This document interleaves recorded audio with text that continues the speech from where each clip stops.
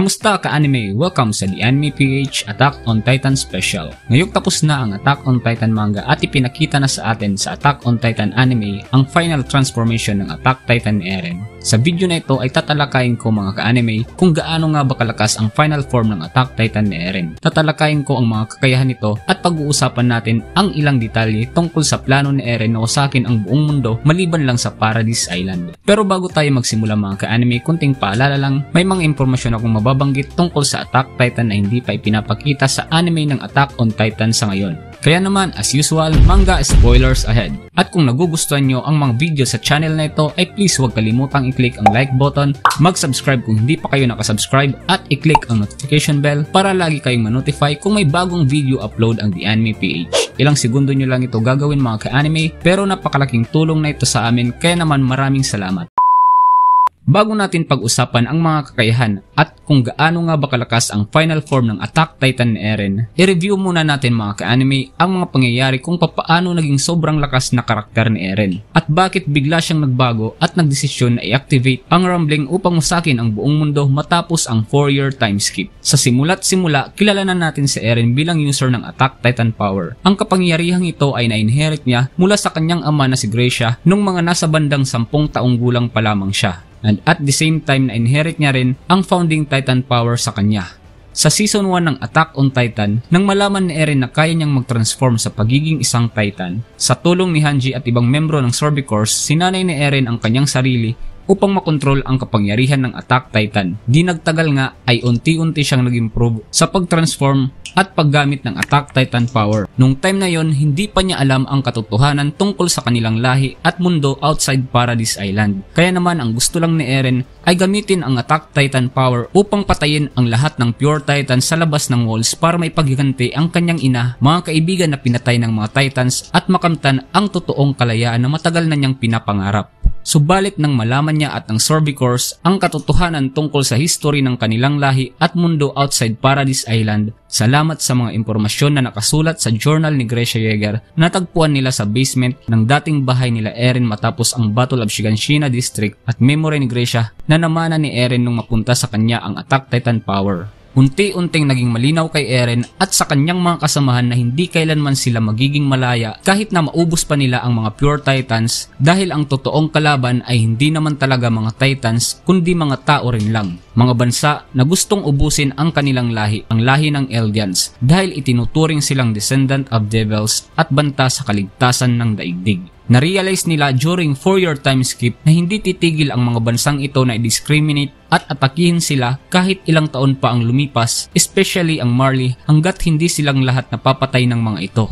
Pero kahit na ganun ang tingin at gustong gawin ng ibang lahi sa kanila, during 4-year time skip rin mga ka-anime, kagaya ng ipinakita sa Attack on Titan The Final Season Part 2, si Hanji, si Armin, pati na ang iba nilang kasamahan at Eldian ng Paradise ay hindi tumigil na mag-isip ng mga paraan kung papaano tapusin ang hidwaan sa Marley at ibang bansa diplomatically. Ito ang dahilan kaya in-infiltrate nila ang Marley sa scene na ito. Gusto nilang makausap ang mga leader ng ibang bansa dahil as much as possible kasi talaga, ayaw sana nilang matapos ang mga nangyayari sa isang madugong digmaan. Umaasa si Armin at ang iba niyang kasamahan na makumbinsi ang ibang lahi na hindi sila mga devils sa Paradise Island at ayaw nila ng karahasan. Hindi sila banta sa mundo at ang tanging gusto lang nila ay mabuhay ng mapayapa kasama ang ibang bansa at ibang lahi sa daigdig. Kung posible, gusto sana nilang magkaroon ng isang malinaw na usapan at malalim na koneksyon sa ibang lahi o ibang bansa sa mundo. Subalit matapos mag-fail o hindi gumana ang lahat ng paraan na naisip at ginawa nila para magkaroon ng diplomatic solution at maiwasan ang madugong digmaan, nagdesisyon si Eren na gawin ang tanging paraan na natitira na alam niya. At ito nga ay ang lumaban at gamitin ang kapangyarihan ng Founding Titan upang i-activate ang rumbling at wasakin ang mga bansang gusto silang atakihin. Para kay Eren mga ka-anime, ang wasakin ang ibang bansa sa mundo ay ang tanging paraan na lang para mailigtas niya ang Paradise Island, ang lugar kung saan nakatira ang mga taong mahalaga sa kanya at lugar kung saan siya lumaki. Alam ni Eren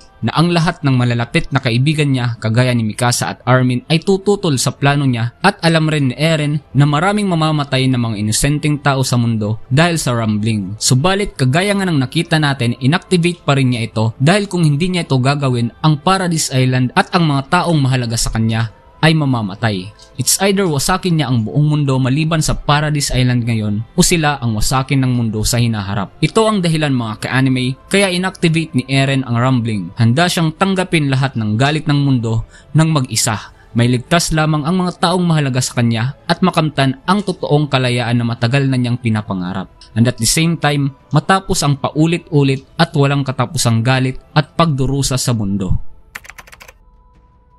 Alam na nating lahat ngayon na ang bawat isa sa 9 Titan Shifter ay mayroong mga espesyal na abilidad na unique sa bawat isa. Kagaya na lang ng Joe Titan na mas mabilis gumalaw kumpara sa ibang Titan Shifter at mayroong napakalakas na Joe at matalas na mga kuko. At Armored Titan na meron namang sobrang tibay na armor kumpara sa iba. Ang Attack Titan ni Eren ay meron namang mga espesyal na katangian at abilidad na unique. Tanging Attack Titan lamang ang meron. Ang mga katangiang ito ay ang mga sumusunod. Ang Attack Titan ay kayang makita ang mga memories ng future Attack Titan inheritor o users. Sa siyam na Titan Shifter, tanging ang Attack Titan lamang ang may ganitong katangian. Ang ibang Titan Shifter ay ang kaya lamang makita ay ang memories ng past users nito.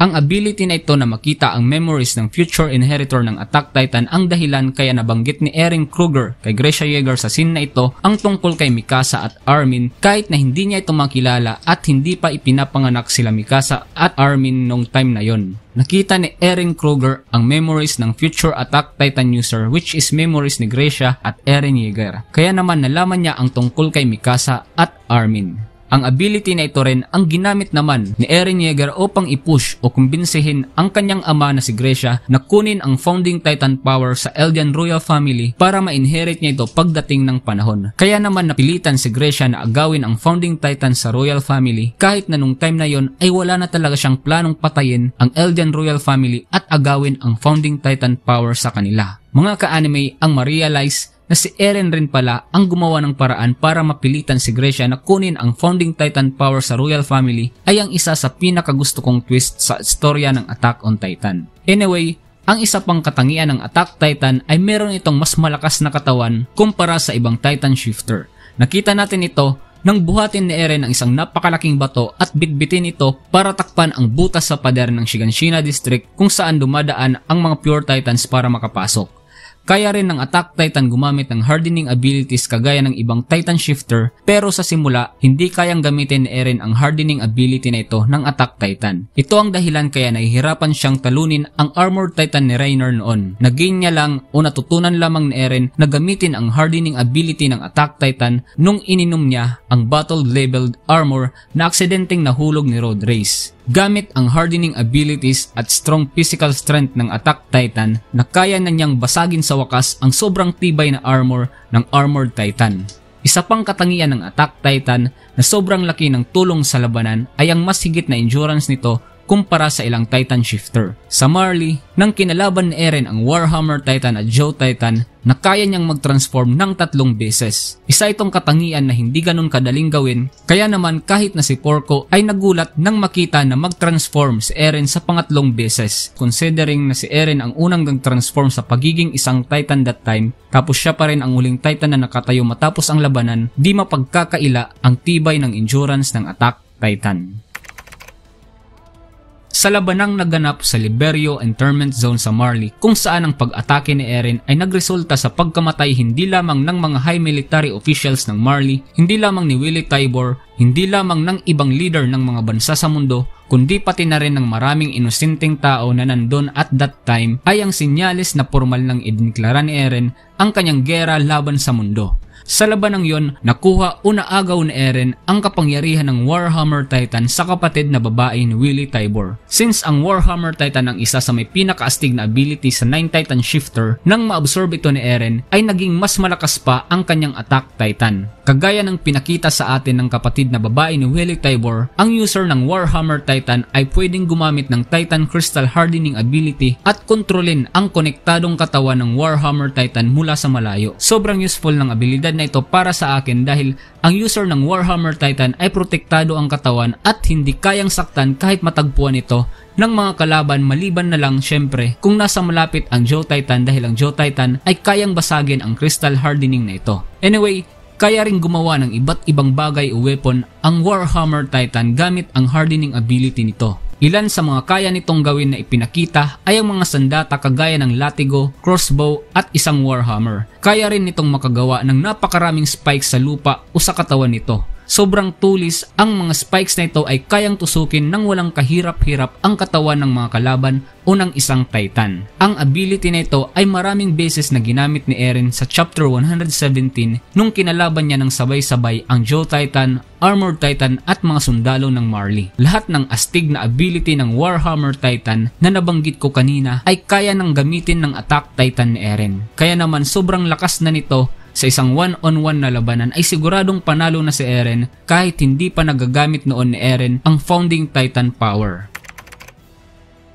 Kagaya ng nabanggit ko kanina mga ka-anime, ang Attack Titan Power at Founding Titan Power ay sabay na na-inherit ni Eren sa kanyang ama na si Grisha Yeager. Subalit kahit matagal nang nasa kanya ang pinakamalakas na Titan Shifter Power, ang Founding Titan, sa mahabang panahon hindi niya ito makontrol o magamit dahil hindi siya isang royal-blooded Eldian. Sa mga ka-anime natin dyan na hindi pa alam kung bakit royal-blooded Eldian lang ang may access o nakakagamit ng Founding Titan Power, huwag kayo mag-alala dahil maya-maya ipapaliwanag ko ito mga ka-anime. Anyway, first time ni Eren nagamit ang Founding Titan Power nang aksidente siyang nagkaroon ng close contact sa Smiling Titan, isang Titan na mayroong royal blood kasi ito si Dina Fritz, isang membro ng Eldian Royal Family na ginawang pure Titan matagal na panahon na ang nakakalipas. Dito sa scene na ito, nalaman natin mga ka-anime na pwedeng magamit ang kapangyarihan ng Founding Titan kahit hindi ka isang royal-blooded Eldian as long as konektado ka physically sa isang Eldian na may royal blood. Sa tulong ng half-brother ni Eren na si Zeke na isa ring royal-blooded Eldian, nagawa nilang dalawa ma-activate ang Founding Titan Power at mapuntahan ang path of coordinates kung saan doon sa pinakaunang pagkakataon ay nakilala nila ang pinakaunang Titan Shifter, ang ancestor ng lahat ng Titan at subject of Ymir, walang iba kundi ang Founding Titan, si Ymir. Sa parteng ito ng istorya, nalaman natin mga ka-anime na for more than 2,000 years kahit patay na si Ymir, ay patuloy pa rin pala niyang sinusunod sa misteryosong lugar na yon ang lahat ng royal-blooded Eldian na nag-inherit ng Founding Titan Power. Sa madaling salita, alipin pa rin siya ng royal-blooded Eldian family. Ito ang isa sa pinakamalaking dahilan kaya tanging mga royal-blooded Eldian lang ang nakakagamit ng Founding Titan Power dahil sila lang ang tanging sinusunod ni Ymir. Nang mapunta si Zeke at Eren sa path at makausap finally si Ymir, supposedly si Zeke talaga dapat ang susundin ni Ymir at papagamitin ng Founding Titan Power dahil siya ang may royal blood. Subalit bago pa man sundin ni Ymir ang utos ni Zeke sa kanya ay niyakap at kinausap ni Eren si Ymir. Kinumbinsin niya ito na pagkatiwalaan siya at siya ang pagamitin ng Founding Titan Power upang magkaroon siya ng kapangyarihan na tapusin ang lahat sa mundo. Habang nakayakap, sinabi ni Eren kay Ymir na hindi siya isang alipin. Hindi niya kailangang sundin ang sinuman kahit membro pa ito ng Eldian Royal Family. Hindi rin siya isang god kagaya ng sinasabi ng iba, kundi siya ay isang tao lamang. Karapatan niyang pumili kung anuman ang gusto niya. Sa scene na ito mga ka-anime, habang kinukumbinsi ni Eren si Ymir, nakakabigla na sinabi rin ni Eren kay Ymir na si Ymir rin daw mismo ang gumabay sa kanya para makapunta sa lugar na yon. Nagpapahiwatig na para bang alam ni Eren na matagal nang nagdurusa at naghihintay si Ymir na may dumating na isang tao na magpapalaya sa kanya mula sa pagiging isang alipin ng Fritz Royal Family for more than 2,000 years. Napaiyak si Ymir sa mga sinabi ni Eren sa kanya. Ito ay dahil tama si Eren tungkol sa totoong nararamdaman ni Ymir. Kaya naman sa bandang huli ay nakumbinse ni Eren si Ymir na siya ang bigyan o paggamitin ng kapangyarihan ng Founding Titan imbis na si Zeke. At ito mga ka-anime ay nagresulta sa pagkakaroon ni Eren ng full control sa Founding Titan Power kahit na hindi siya isang royal-blooded Eldian o membro ng Fritz Royal Family. Nang makontrol na ni Eren ang Founding Titan Power, isa sa mga ability na natutunan niya ay ang makakommunicate sa lahat ng Eldian. Sinabi ni Eren na tatapusin niya ang mundong ito at buo na ang kanyang desisyon. Kaya naman gamit ang Founding Titan Power, pinakawalan ni Eren ang lahat ng Colossal Wall Titans at sinimulan ang rumbling para wasakin ang mundo. Lahat ng ito ay upang maprotektahan niya ang mga Eldian ng Paradise Island at mga taong mahalaga sa kanya. Ang final form na ito ng Attack Titan ni Eren na kayang gamitin ang kapangyarihan ng Founding Titan ay sobrang laki at nakakatakot ang itsura. Sobrang lakas rin nito kung tutuusin ay hindi niya kailangang gamitin ang buong kapangyarihan niya para wasakin ang mundo. ayon pa nga kay Reiner, ang Founding Titan daw ay kayang kontrolin ang lahat ng Titan at Subject Abimer kasama na ang mga Titan Shifter. Kaya naman kung gugustuhin daw ni Eren, pwede niyang pigilan ang mga Eldians at tanggalan ng kapangyarihan ang mga Titan Shifter na kumukontra sa kanyang plano, kagaya ni Armin, Reiner, Pieck at Annie. Pero hindi ito ginawa ni Eren dahil gusto niyang maging malaya ang kanyang mga kaibigan. Malayang pumili at gumawa ng sariling desisyon kung pipigilan siya ng mga ito o hindi. Sa chapter 135, ipinakita na habang nakatayo sa likod ng New Attack Titan form ni Eren, ginamit ni Ymir ang isa sa pinakamalakas na ability ng Founding Titan, ang isumon o tawagin ang mga past Titan Shifter. Ginawa ito ni Ymir upang kalabanin ang grupo nila Armin at Reiner at pigilan ang mga ito na gawin ang kanilang plano. Ang plano pala ng grupo nila Reiner, mga ka-anime, ay gamitin ang Colossal Titan exclusive ability ni Armin upang pasabugin ang New Attack Titan form ni Eren. Originally, ito ang plano nila para mapigilan si Eren dahil nga sa laki ng katawan ng bagong Attack Titan ni Eren. Anyway, bago pa man ni Armin magamit ang Colossal Titan exclusive ability, ay nakain o nakidnap siya ng isa sa past Titan Shifter na sinumon ni Ymir. Tinangka pa siyang i-rescue ng kanyang mga kasamahan, kaso sinumon rin ni Ymir ang Colossal Titan ni Bertholdt. Nang makita nila Reiner ang Colossal Titan ni Bertholdt, na-realize nila na kailangan nilang umalis sa likod ng katawan ng Attack Titan, pero wala silang ibang tatakbuhan dahil nga nasa isang mataas na lugar sila. Mabuti na lang at timing dumating si Gabi at Falco na noon ay kaya nang kontrolin